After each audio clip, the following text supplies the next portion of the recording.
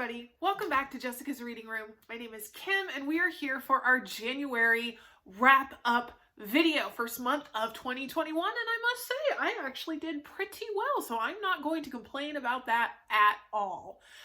We are slightly early this month, strangely, which is weird because usually I'm late, but so you know what, we're gonna roll with it. Okay, so let's just get right into what Kim read in the month of January, shall we? All right, so let's get started. Well, first I'm gonna start with I read Star Trek The Next Generation K-Less by Michael Jan Friedman. This was on this was on that hardback TBR tag that I did like 3 months ago, where basically it was just a pile of hardback books that I want to read. I just haven't actually read them yet. I figured, you know what, maybe I should at least pretend to get started on that pile because it was a really big pile. And so I decided to read this. K-Less is a figure in Klingon history. He is the man who united all Klingons under one empire.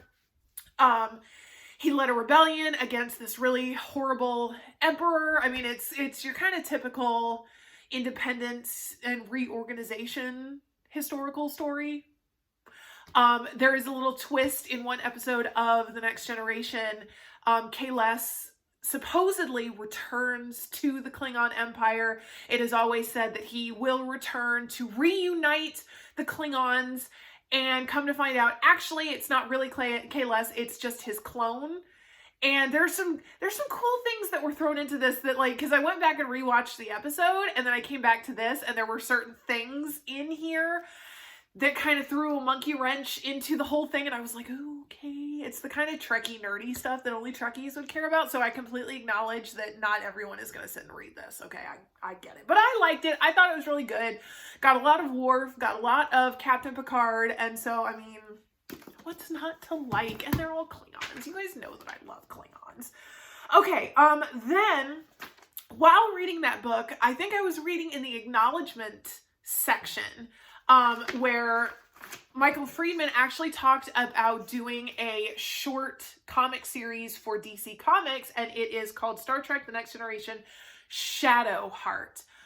It's another kind of sort of Klingon tale, but not actually a Klingon tale. A figure who claims to be a devil from Klingon mythology shows up and tries to overthrow certain Klingon colonies throughout the Klingon Empire.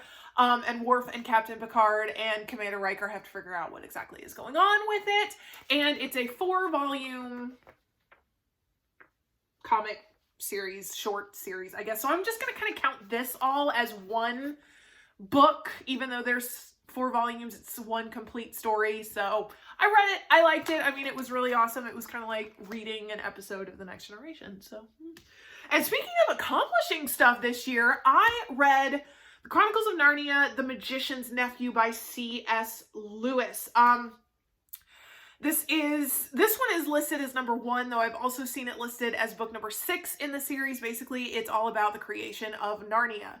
I read this a long time ago, and it amazed me how much I forgot about it. Like, all I remembered was Aslan singing and Narnia being created, but that was only like the tiniest part of the story, and I was like, how did I forget all that? Okay, all right. So step 1, my goal this year is that I am going to read the complete Chronicles of Narnia. So maybe if I read a book a month, then I'll be done in plenty of time, because there are only 6 books, right? 7 books, 8 books.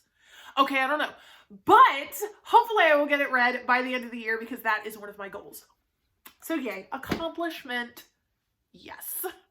I don't know what that is. I was gonna do, I don't know. Oh my gosh, you guys. This is what happens because I started getting up earlier in the morning. So, of course, my brain isn't going to work anymore because I don't get enough sleep.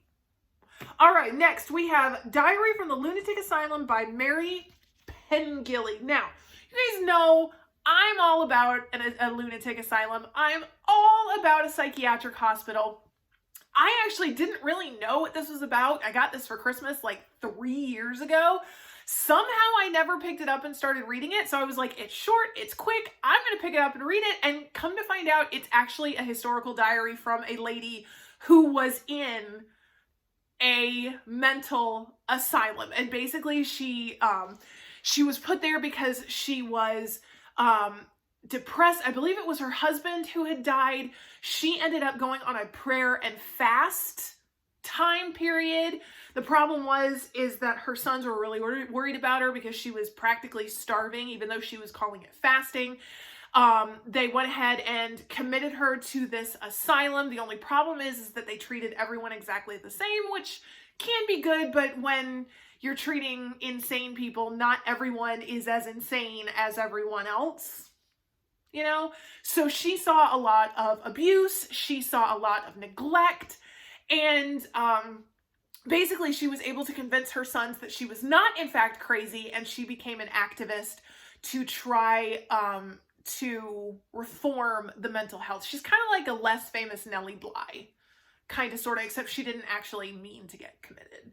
But it was really good. I liked it. I mean, this cover is kind of, I was hoping for some haunting and experimentation, but I realized that's not available in every book about lunatic asylums, so I handled it. I was like, okay, all right, history, look, if I can't have hauntings, I'll take history, so thank you. All right, next we have The Ruin of Delicate Things by Beverly Lee. This cover... Okay, so I got this for Christmas this year. I started reading it like legit the day after Christmas, and I didn't finish reading it until January. That's why this is on my list. This is the first book I read in January. It's definitely got the horror factor. My only issue, because my review is out, so I'm not going to say too much. My only issue with this book is that I felt like I was left hanging, which is really sad because some people really love that. I really don't love that. But this book, I mean, if you want to be scared, this book has it. There was some creepy stuff. There was some creepy stuff. Hashtag grammar. Okay. Anyway, there was creepy stuff in this book. I got goosebumps. I got a little freaked out. I was like, holy cow. So I still liked it. So I'm counting it as a win. But like I said, I already wrote a review, so go look at it. You'll see it. There you go. Okay, next we have Daughters of the Lake by Wendy Webb. Jessica got this book for me for Christmas, and it was really good. It's like haunted historical fiction. This body washes up on the shores of a lake up in New England-ish. I was never quite clear on where this takes place. It sounded New England-ish, so that's what we're gonna say. Anyway, this body didn't decompose. Looks like it died. She died yesterday when a woman who's, let's see, her father discovered it. She came running down the beach, saw it, freaked out, tore open the woman's dress, and there was actually a baby swaddled in her nightgown. The baby also was not decomposed. Come to find out, this woman is like 120-something-year-old thing, and so there's this big mystery that they have to figure out what's going on, and I really liked it. Plus this cover. I mean, the cover. But the story itself, it kept me going. Like, I got to the end, and I was like, what happened? But then it all kind of made sense. So I was good with it, and so this was a ride. It was a ride. If you like historical fiction with some paranormal, but not like actually scary paranormal, you'll probably like that book. Okay, next we have The Haunting of Mercy Hospital by Tanya Taylor. I got a lot of hospital books this month. Dang! And I'm all for that too. See if I can like stretch my legs out without kicking the camera, which is like normal for me. Anyway, so I got this. Who got me this? Yami? Did Yami get me this? Yes, she did. Yami got me this for Christmas. I was so excited to read it, so I sat down and I did. I mean, my only true issue with this, and because this review has also been posted, my only real problem is that this felt like it was just the bare bones. Because, I mean, it's kind of short, but I felt like the author could have totally gone all out and written like a 400-page book on this, and I would have been happy reading every single page. So, I mean, it was very simple. The story was complete. It's just, I felt like, me personally, I needed more detail. So, like, again, and that was kind of my problem with the Ruin of Delicate Things, too, was I was like, you need to add, like, 300 more pages to give me history and background and context because I'm just like that. But this story, I mean, it was scary. People keep dying at Mercy Hospital, you know, non-life-threatening issues that they start going into comas and then they start dying and nobody knows what's going on. And then this nurse comes in and she starts stumbling on things, trying to figure things out. And that's all I'm going to tell you. Go read my review. Go read the book because it was really good. Okay, next. What the Woods Keep by Katya D. Becerra? I have no idea. I'm so sorry, Katya, for not actually knowing how to say your last name. So sorry. All right, What the Woods Keep. This one, I still don't know my feelings about this one. Like, it's, you know, thankfully I'm not quite as muddled as I was when I read The Ancestor, but this one,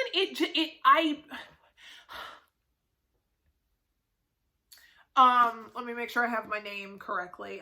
Hayden is trying to overcome the things that happened in her childhood. Her mother disappeared one day. She was declared dead, I think 7 years later. Her father was incredibly distant. She doesn't have a very good relationship with her father. He's a physicist who went off on like this crackpot, weirdo theory that includes Norse mythology. So she has to go back to the home where her mother had disappeared to try and figure out what was going on. Her mother left her the house, so she's got to go figure out what's happening. And it's just like this rather complicated thing that includes Norse mythology. There are witches, there's, you know, blood work and physics and all of this stuff. And by the time I was done, I was like,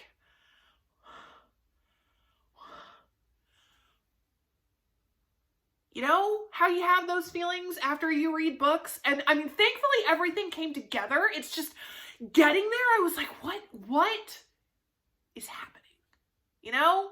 And I mean, it was mostly good, but there was also just enough confusing stuff that I was just like, what?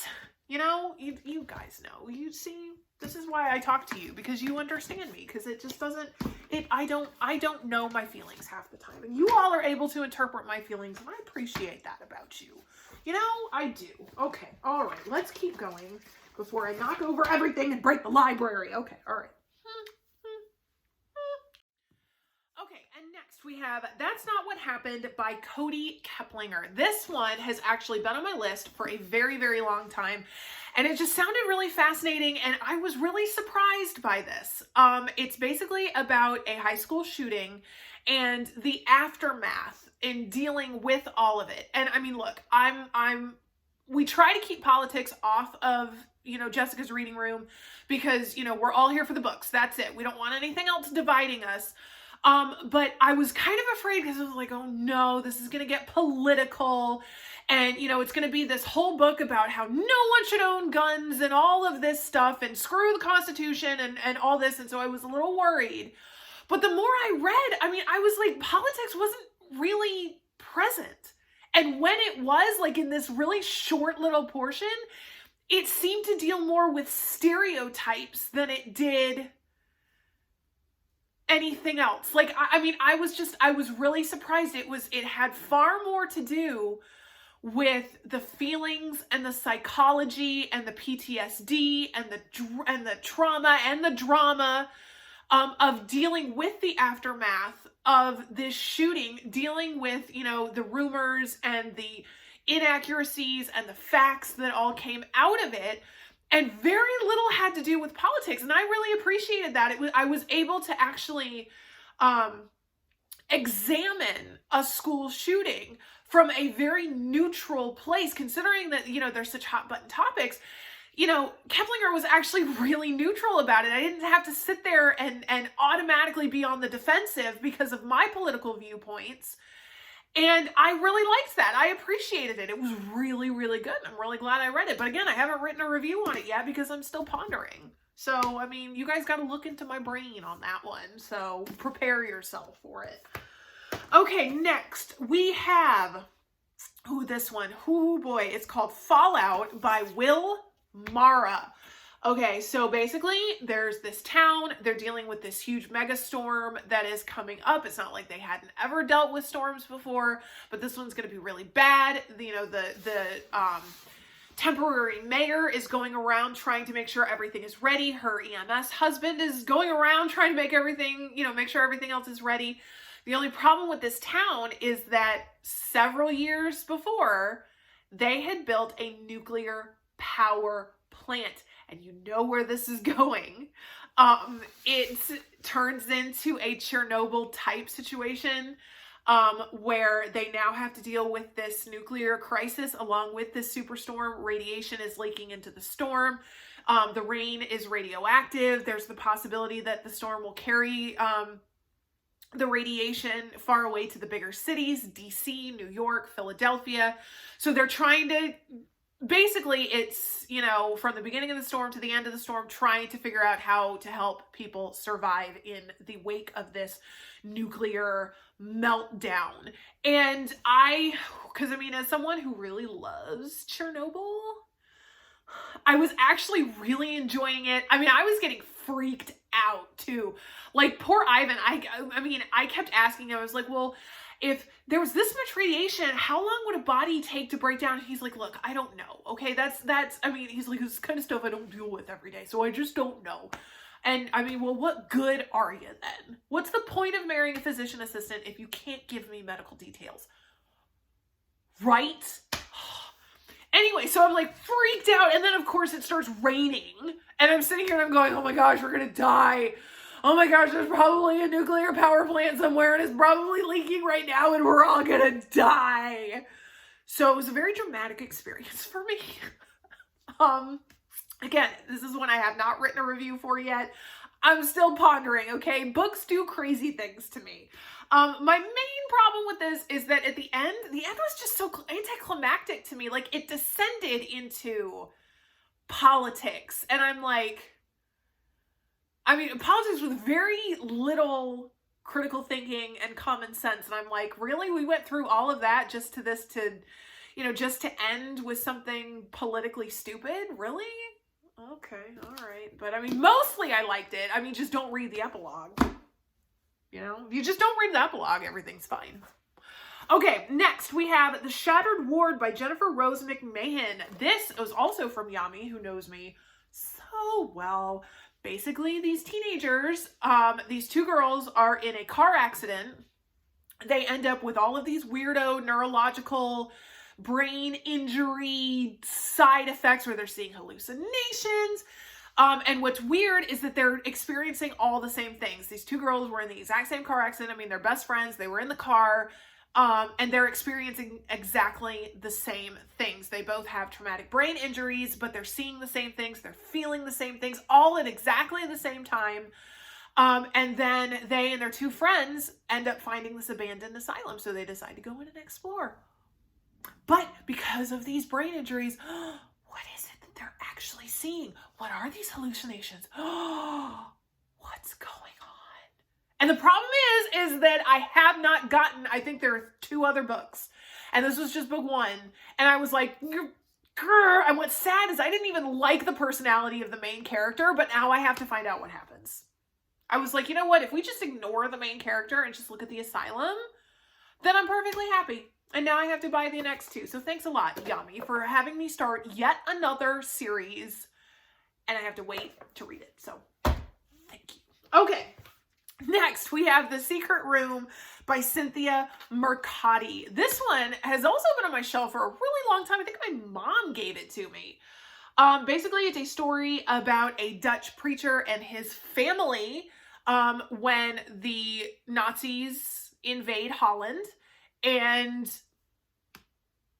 this Dutch preacher ends up in the resistance. He's got a daughter who everyone keeps telling she needs to be just like her sister, but then come to find out her sister wants to just be more like her. What, you know, the Dutch resistance was doing to try and help Jewish people. And it was really short. It was really short. I felt like the story was a little incomplete too, but I mean, for a kid's book on the Holocaust, I thought it was great. It was really good. It was really simple. So what more can you ask? There you go. All right, and speaking of Holocaust, since this last week was Holocaust Remembrance Day, we have Open Heart by Ellie Weisell. I read him, I mean, honestly, I've read one of his books every year for 10 years now. This book is especially close to my heart. I love reading this. It was basically, he found out that he needed open heart surgery. It happened like within 2 days. And he's just writing down his thoughts, you know, that were whirling around while he was dealing with this medical procedure. And I mean, things, you know, he's a Holocaust survivor. He was written tons and tons and tons of literature, fiction, nonfiction. I believe he won the Nobel Peace Prize. I believe. I'm pretty sure he did. He has a foundation that's all about Holocaust education. He died 4 years ago. And this book, I mean, it makes me cry every single time I read it because, you know, he starts questioning whether he did enough after the Holocaust. Did he honor his father who died just before they were liberated? You know, did he push too hard for education? And it just, it's the fact that this man spent any time at all questioning what he did for Holocaust survivors, trying to teach, you know, the younger generations about the Holocaust. I mean, it broke my heart. Oh my gosh, every time I read this, it's like my heart breaks into these tiny little pieces, and I'm like, thanks, Mr. Weisell. Thanks for that a lot, for doing that. But this is a great book. It's short. I read it in all of half an hour. It's, if you want philosophical, yet understandable, yet sympathetical, yet emotional, yet, you know, heartbreaking type stuff, then this is the good one to read. I mean, what can I say? Okay, now this one is weird. Okay, I will admit that I'm weird because I've never actually done this before, but I read Asylum, Inside the Closed World of State Mental Hospitals, photographs by Christopher Payne, with an essay by Oliver Sacks. Now, this is one of those like coffee table picture book type things. And I mean, it's a coffee table picture book. So normally you just look through the pictures and you find it fascinating and you find it interesting and et cetera, and that's what I did. But actually, I decided I was going to go through and actually read the essay and the foreword and the afterword and all this and find out, you know, what exactly I was missing from just looking at the pictures. And it was really good. Oh my gosh. If all coffee table books are like this, then apparently I will never talk to anyone ever again, because I'll just sit on their couches and read their coffee table books and just expect them to be quiet and let me read. I mean, it's fascinating because it's a bunch of pictures from abandoned state hospitals, insane asylums, you know, psychiatric wards from all over the country. What's really cool is that actually Cherry Hospital, which is just right down the road in Goldsboro, has some pictures in here, which no one will go with me. It's still a working psychiatric hospital, and literally no one will go there with me to take a tour. I keep telling Ivan, I'm like, dude, you're a freaking medical professional. Why have we not gone for a tour? He's like, because I don't work with the psychiatric. I was like, so? What? So eventually I'm going to go take a tour there, eventually. But I just really liked it because Oliver Sacks is a respected neurosurgeon. Ivan had even heard of him. Like, I asked him, I said, have you ever heard of Oliver Sacks? And he goes, why does that sound familiar? I was like, he's a, you know, neurosurgeon. He worked in the New York hospital system, you know, that was specifically with psychiatric. He's like, oh yeah, I have heard of him. And I was like, okay.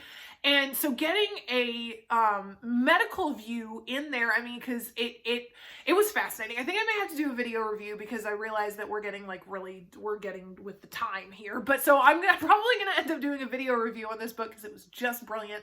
I loved it. I thought it was awesome. So don't just pass by, you know, essays and forewords and afterwords in a coffee table book, because apparently they're amazing. Okay, so I read 1, 2, 3, 4, 5, 6, 7, 8, 9, 10, 11, 12, 13, 14 books. Apparently I did not accomplish anything except for reading this month. What the fudge is happening? I don't know. Okay, so we have to do least and worst. Oh, okay. Well, dang it. I don't know. Okay, let's do, least and best. Okay, all right. Actually, strangely enough, I think I'm going to say no. Yes. Actually, I think I'm going to say best was Kayless. I learned a lot of really good stuff. The story was really fascinating. It kept me engaged. I love Star Trek. What do you want me to say? It's really that simple. And then this one I really hate to do, but I'm going to have to. And my least favorite is The Ruin of Delicate Things. It breaks my heart that I have to do that, but I just can't. I even talked to the author and I told her, I was like, look, the fact that this book scared me, I mean, that's a win all on its own. It's just I couldn't get past that open ending. That was my issue. So I hate to say it. This is one of those months where the least was still really good. So the fact that I have to pick it as least really hurts because it's still really good. You know? Okay. All right. So best we have Kayless, least we have The Ruin of Delicate Things. I'm so sorry. See, this is one of those months where it doesn't work right, and now my hair is doing weird things, and oh my gosh. Okay, all right. So there you go. So that's what Kim read in the month of January. 14 books. Yay! I would love to hear what you have been reading. Make sure you're telling us down in the comments if you have any suggestions, specifically something with a psych hospital in it, and if there's hauntings and experimentation, then that's even better. I would love to hear it. Again, make sure you talk to us down in the comments, and I will see you next time in February for our next monthly book haul. Oh my gosh, okay. Bye, everybody. Have a great February.